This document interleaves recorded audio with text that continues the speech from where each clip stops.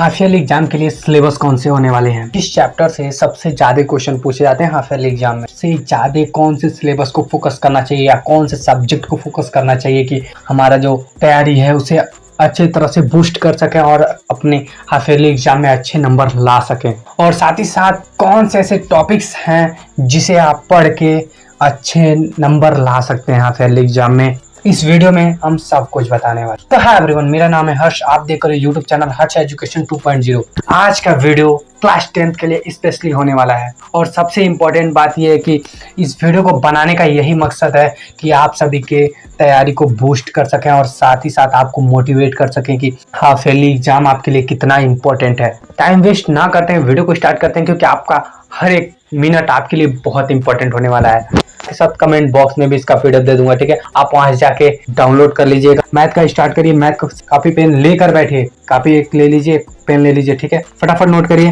पहला chapter real number, दूसरा polynomial, तीसरा चैप्टर मैथ का, छठवां चैप्टर ट्रायंगल्स, ठीक है, उसके बाद से सातवां चैप्टर है, उसके बाद आठवां चैप्टर है ट्रिग्नोमेट्री, ठीक है, उसका 11वां चैप्टर है एरिया रिलेटेड टू सर्कल, और उसका 13वां और 14वां चैप्टर ये आपके हाफ ईयरली एग्जाम में पूछे जाएंगे। मैथ का सिलेबस है, ठीक है। उसके बाद हम आते हैं साइंस का सिलेबस की बात करते हैं। तो साइंस में chapter 1 chemical reaction and equation, chapter 2 acid base and salt, तीसरा मेटल एंड नॉन मेटल और पैचवा लाइट प्रोसेस, और 9वां जो है लाइट में रिफ्रैक्शन और रिफ्लेक्शन दोनों से आएंगे क्वेश्चंस, ठीक है। चैप्टर 10वां जो है ह्यूमन आइज, इससे क्वेश्चंस आएंगे हाफ ईयरली एग्जाम में। साइंस का ये सिलेबस था। उसके बाद बात करते हैं हिस्ट्री के सिलेबस की बात करते हैं।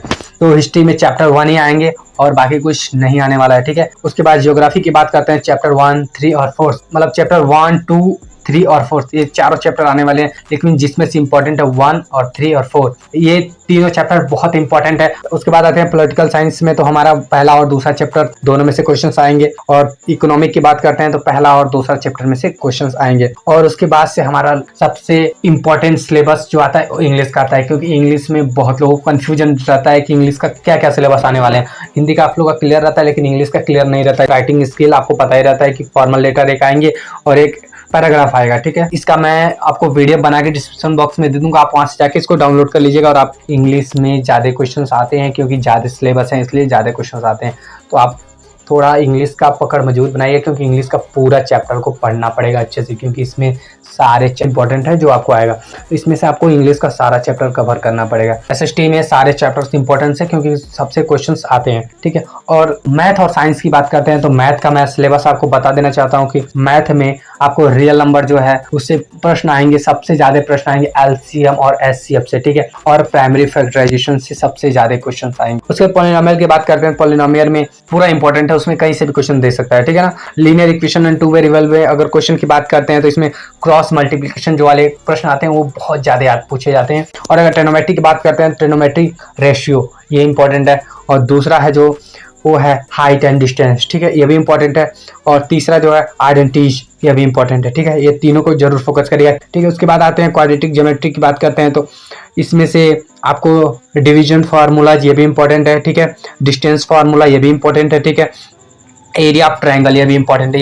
ये तीनों टॉपिक्स आपके लिए बहुत इंपॉर्टेंट है, ठीक है। और सर्कल की बात करते हैं, सर्कल में टेंजेंट और आर्क ये इंपॉर्टेंट है, ठीक है। उसके बाद से आते हैं साइंस की बात करते हैं तो साइंस में केमिकल रिएक्शन एंड इक्वेशन की बात करते हैं तो सबसे पहला जो केमिकल रिएक्शंस वो इंपॉर्टेंट है, ठीक है। दूसरा आपको बैलेंसिंग इक्वेशन आना चाहिए, बैलेंस कैसे करते हैं इक्वेशन को ये भी इंपॉर्टेंट है, ठीक है। दो ही टॉपिक से प्रश्न बनते हैं, ठीक है ना।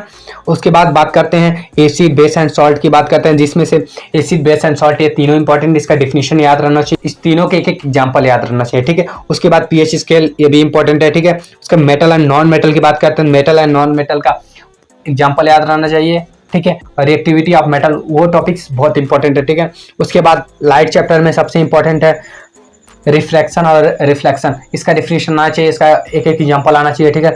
उसके बाद बात करते हैं लेंस, सबसे इंपॉर्टेंट जो है लेंस है, इसका डायग्राम आना चाहिए, कॉन्केव लेंस कॉन्वेक्स लेंस का दोनों का डायग्राम आना चाहिए, इसका स्ट्रक्चर आना चाहिए, जो भी फार्मूला वगैरह होते हैं इधर का सारा फार्मूला याद रहना चाहिए, ठीक है, ये इंपॉर्टेंट है।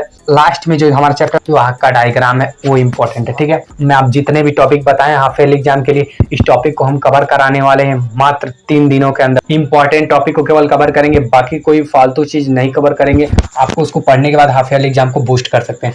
फिर मिलेंगे नेक्स्ट वीडियो नेक्स्ट टॉपिक के साथ, तब तक के लिए बाय बाय, टेक केयर।